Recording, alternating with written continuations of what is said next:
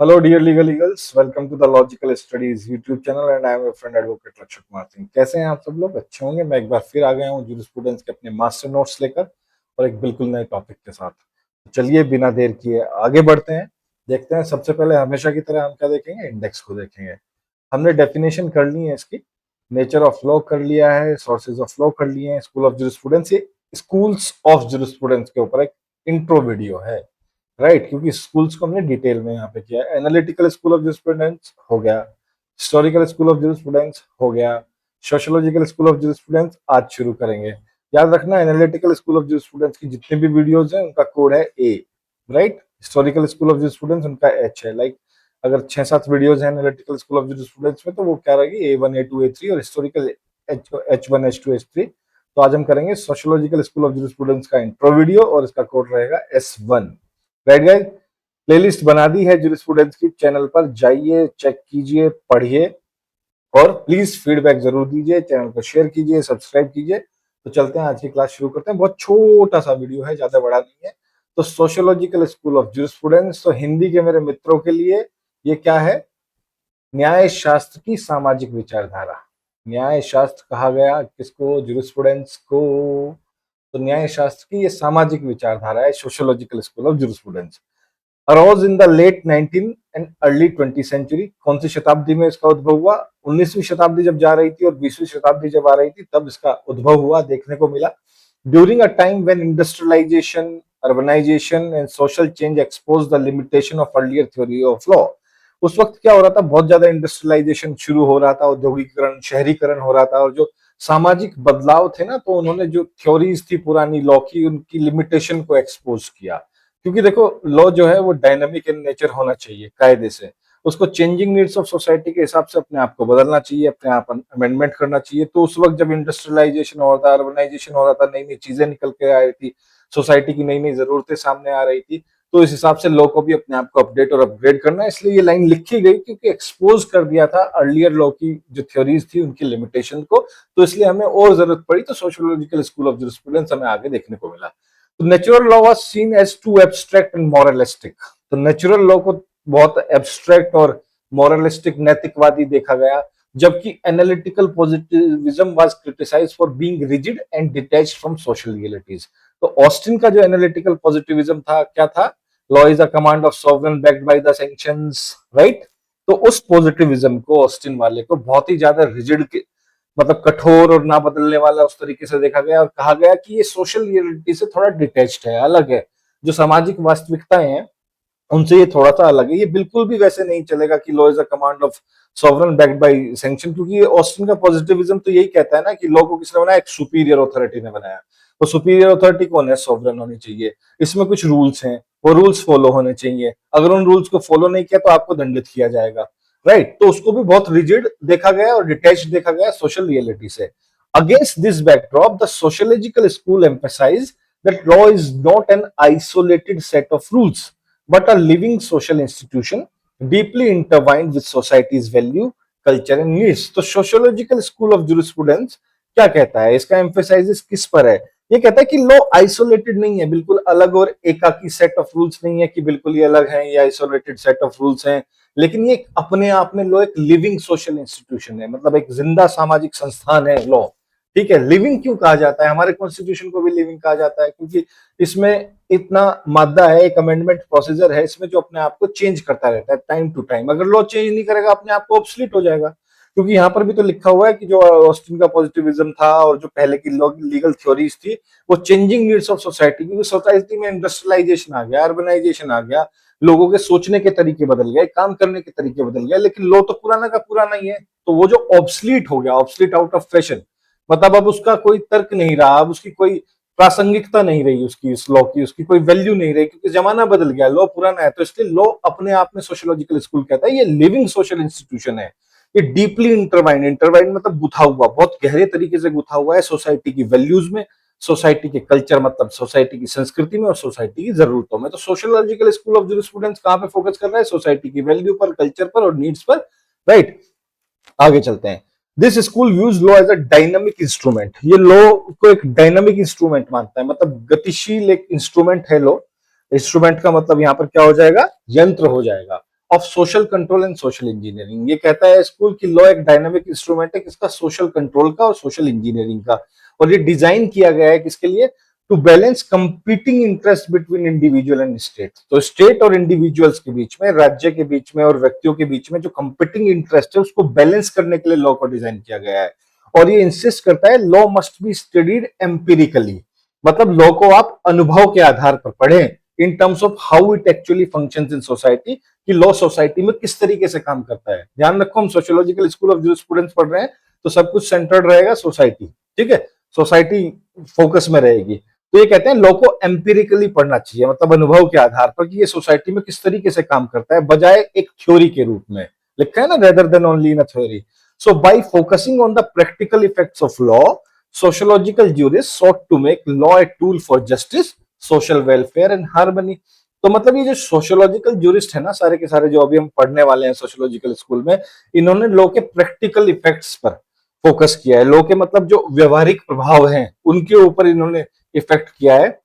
और ये एक क्या कहा है इन्होंने, एक लॉ को as a tool for justice, कि लॉ एक टूल है न्याय के लिए, सोशल वेलफेयर के लिए यानी कि सामाजिक कल्याण के लिए, और आपसी सामाजिक सामंजस्य के लिए लॉ को एक टूल के रूप में ये जो सोशल ज्यूरिस्ट हैं देखते हैं। चलिए आगे चलते हैं। अब देखते हैं हम आगे सोशियोलॉजिकल स्कूल ऑफ जूरिस्प्रूडेंस का इंट्रोडक्शन छोटा सा। The emergence of this school was also reaction against the laissez faire philosophy. एक कारण ये भी माना जाता है कि सोशियोलॉजिकल स्कूल ऑफ जूरिस्प्रूडेंस जो आया वो किसके रिएक्शन में आया, वो आया लेसाइज फेयर फिलोसफी। अब लेसाइज फेयर का मतलब क्या होता है, लेसाइज फेयर का सिंपल सा मतलब है करने दो, राइट, जो जो कर रहा है उसको करने दो। इस पूरी फिलोसफी का मतलब आप समझते हैं हम क्या होता है लेसाइज फेयर फिलोसफी का मतलब, पहले यहां देख लेते हैं। Which prioritized individual freedom and minimum state interference. तो जो लेसाइज फेयर फिलोसफी है वो प्रायोरिटी किसको देती है, इंडिविजुअल फ्रीडम को, व्यक्तिगत स्वतंत्रता को, और कहती है कि स्टेट को कम से कम वो करना चाहिए, इंटरफेयर करना चाहिए। इस विचारधारा के हिसाब से जो स्टेट होता है ना, उनको इंडिविजुअल्स और बिजनेसेस और इकोनॉमिक जो वो होती हैं गतिविधियां होती हैं उनमें मिनिमम इंटरफेरेंस करना चाहिए। जैसे कि लोग हैं और मार्केट है, उसको अपनी जो एक्टिविटीज हैं इंडिपेंडेंट रूप से संचालित करने देनी चाहिए। ये लेसाइज फेयर थ्योरी कहती है। इसकी मुख्य विशेषताएं अगर मैं आपको बताऊं, लेसाइज फेयर फिलोसफी की मुख्य विशेषता, एक तो हो गई इकोनॉमिक इंडिपेंडेंस। जितने भी बिजनेसेस हैं, इंडस्ट्रीज हैं, मार्केट हैं, उनको इंडिपेंडेंट रूप से काम करने देना चाहिए, सरकार का उसमें मिनिमम इंटरफेरेंस होना चाहिए, राइट। उसके बाद क्या होता है, फ्री कंपिटेंस होनी चाहिए, मतलब मुक्त प्रतिस्पर्धा लोगों के बीच में होनी चाहिए, उसको बढ़ावा देना चाहिए, राइट। और उसके बाद इंडिविजुअल फ्रीडम की भी बात करती है लेसाइज फेयर थ्योरी, कि जो व्यक्ति अपने आर्थिक हितों का स्वयं निर्धारण करे, कि जो इंडिविजुअल्स हैं वो अपने इकोनॉमिक बेनिफिट्स के बारे में खुद ही डिसीजन ले, उसमें स्टेट का जो इंटरफेरेंस हो वो बहुत ही मिनिमम होना चाहिए, ठीक है, राइट। अब आगे चलते हैं। ये कहते हैं कि sociological jurists argued that law must actively guide social progress, protect vulnerable groups and resolve conflicts in a rapidly changing society। मतलब लॉ को एक्टिवली गाइड करना चाहिए सोशल प्रोग्रेस को, जो सामाजिक विकास है या सामाजिक कल्याण है, और जो वल्नरेबल ग्रुप्स है ना हमारे यहाँ पे, मतलब कहीं भी किसी भी देश में, लोगों को उनको प्रोटेक्ट करना चाहिए, उनके लिए स्पेशल लेजिस्लेशन करना चाहिए, स्पेशल एक्ट्स बनाने चाहिए, स्पेशल प्रोविजन बनाने चाहिए, और कॉन्फ्लिक्ट्स को भी रिजोल्व करना चाहिए, क्योंकि सोसाइटी जो है वो रैपिडली चेंज कर रही है, जमाना बहुत तेज भाग रहा है। In this way the sociological school laid the foundation for modern sociological jurisprudence and legal realism, ठीक है, influencing legislation, judicial interpretation and constitutional design across the world. तो ये तो कहा ही जाएगा और ये भी कहा भी जाता है कि सोशियोलॉजिकल स्कूल जो न्याय शास्त्र की ये जो सामाजिक विचारधारा है ना, इसने फाउंडेशन रखी मॉडर्न सोशियोलॉजिकल jurisprudence के लिए, लीगल रियलिज्म के लिए, इन्फ्लुएंस किया लेजिस्लेशन को, लेजिस्लेशन मतलब लॉ मेकिंग प्रोसेस को बहुत इन्फ्लुएंस किया। हमारे directive principle of state policy देख लो आप, पार्ट 4 ऑफ कॉन्स्टिट्यूशन में सारे के सारे कमिटेड है सोशल वेलफेयर के लिए, राइट। तो इन्फ्लुएंस किया लेजिस्लेशन को, उस तरफ लेके गए लेजिस्लेशन को। जुडिशियल इंटरप्रिटेशन, जो न्यायिक व्याख्या है लॉज की, वो किस तरीके से करनी चाहिए, वो इस तरीके से करनी चाहिए कि मैक्सिमम सोशल बेनिफिट हो उससे, मैक्सिमम सोशल वेलफेयर होना चाहिए उससे। और जितने भी कॉन्स्टिट्यूशन हैं जो बने हैं उनके अंदर आपको कहीं ना कहीं एक इम्प्रिंट देखने को मिलेगा या कोई प्रभाव, इन्फ्लुएंस देखने को मिलेगा, किसका, सोशियोलॉजिकल स्कूल ऑफ जूरिस्प्रूडेंस का। चलिए इसकी एक टेबुलर फॉर्म देख लेते हैं। ये कब आया सिनेरियो में, लेट 19th सेंचुरी और अर्ली 20th सेंचुरी। किसके अगेंस्ट आया, नेचुरल लॉ एंड पॉजिटिविज्म के अगेंस्ट आया। मीनिंग क्या है इसका, law is a social institution, law एक सामाजिक संस्थान है जो किससे लिंक्ड है, सोसाइटी से और इसकी वैल्यू से लिंक है। इनका सेंट्रल आइडिया क्या है, law as an instrument of social control, balance between state and individual, एक सोशल कंट्रोल का इंस्ट्रूमेंट है, बैलेंस बनाता है किसके बीच में, व्यक्तियों के बीच में और राज्य के बीच में। फोकस रहेगा इसका practical functioning of law, law की प्रैक्टिकल व्यवहारिक फंक्शनिंग क्या है, लॉ की empirical study of law in action, मतलब अनुभव के आधार पर लॉ की स्टडी करना। रिएक्शन अगेंस्ट लेसा इज फेयर, जो मैंने अभी आपको डिटेल में बताया, करने दो, मतलब जो जो कर रहा है करने दो, स्टेट का मिनिमम इन्फ्लुएंस होना चाहिए इंडिविजुअल लाइफ में, इकोनॉमिक में, बिजनेसेस में, मार्केट में। ठीक है, रिजिड पॉजिटिविज्म के अगेंस्ट आया और एब्स्ट्रैक्ट नेचुरल लॉ के अगेंस्ट आया। नेचर ऑफ लॉ क्या है इनके हिसाब से, डायनेमिक है, गतिशील है, वो इवोल्व करता है, किसके साथ अपना विकास करता है, किसके साथ, सोशल, सामाजिक, इकोनॉमिक, आर्थिक और सांस्कृतिक चेंजेस जो होते हैं, सांस्कृतिक बदलाव जो सामाजिक, आर्थिक और सांस्कृतिक बदलाव जो होते हैं, वो भी उनके हिसाब से इवोल्व करता है, अपना विकास करता है, मतलब अपने आप को उसके अनुरूप ढालता है। की ऑब्जेक्टिव्स देख लीजिए, promote social welfare, social welfare को प्रमोट करता है सोशियोलॉजिकल स्कूल, न्याय को करता है, समानता को करता है और आपसी सामंजस्य को करता है। और इसके मेन एक्सपोनेंट कौन कौन से मैं बता दूं, हम सबको पढ़ने हैं। सबसे पहले मोंटेस्क्यू, मोंटेस्क्यू को हमने किसमें पढ़ा है, हिस्टोरिकल स्कूल ऑफ जूरिस्प्रूडेंस में पढ़ा है, ये सोशियोलॉजिकल में भी है तो पढ़ने पड़ेंगे। अगस्त कोम्ते आ जाते हैं, हार्बर्ट स्पेंसर आ जाते हैं, आयरिंग आ जाते हैं, एर्लिच, ड्यूगिट और रोस्को पाउंड। तो कितने हुए, 1 2 3 4 5 6 7 जूरिस्ट हम इसमें करने वाले हैं। सारे स्कूल्स में सोशियोलॉजिकल स्कूल सबसे बड़ा है, राइट। अब आगे चलते हैं, कैरेक्टरिस्टिक देख लो सोशियोलॉजिकल स्कूल ऑफ जूरिस्प्रूडेंस की। सबसे ज्यादा इनका एम्फेसिस किस पर है, फंक्शनल एस्पेक्ट ऑफ लॉ, मतलब लॉ का जो कार्यात्मक वो है ना एक एस्पेक्ट, लॉ किस हिसाब से फंक्शन करता है उसके ऊपर, बजाय इसके एब्स्ट्रैक्ट कंटेंट के ऊपर कि इसमें लिखा क्या है, उससे मतलब नहीं है, काम किस तरीके से करता है, राइट। लोग को ये सोशल इंस्टीट्यूशन मानते हैं जो कि इंटरकनेक्टेड है, आपस में जुड़ा हुआ है दूसरे इंस्टीट्यूशंस के साथ। इन्होंने पॉजिटिविज्म को रिजेक्ट कर दिया। कौन सा पॉजिटिविज्म, ऑस्टिन वाला, command of sovereign backed bye sanction. और ये कंसर्न किससे, with the functioning and the working of law, आया ना यहाँ पे फंक्शनल एस्पेक्ट। तो ये कंसर्न है, किस चीज के बारे में कंसर्न है, किस चीज के बारे में सोचता है, किस चीज के बारे में सोशियोलॉजिकल स्कूल मुख्य रूप से फोकस करता है, लॉ की functioning and working of law, not it abstract nature, ना कि इसका एब्स्ट्रैक्ट नेचर। तो ये एक बार टेबुलर फॉर्म में देख लेते हैं। फंक्शनल एस्पेक्ट क्या है, focus on law, role in society, not abstract theory. Law theory में क्या है हमें मतलब नहीं है, सोशियोलॉजिकल स्कूल वाले कह रहे हैं सोसाइटी में इसका रोल क्या है हमें वो देखना है।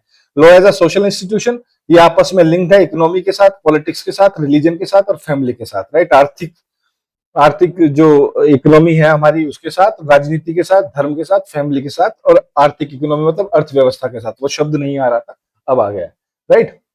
आगे चलते हैं, reject positivism, denies law as a mere sovereign command. ये मानते हैं कि आप इसको केवल सॉवरेन कमांड कहकर नहीं छोड़ सकते। प्रिय ऑस्टिन, सोशियोलॉजिकल स्कूल कहता है, हे प्रिय ऑस्टिन, आप लॉ को केवल सॉवरेन कमांड कहकर नहीं छोड़ सकते, ये इससे कहीं ज्यादा है।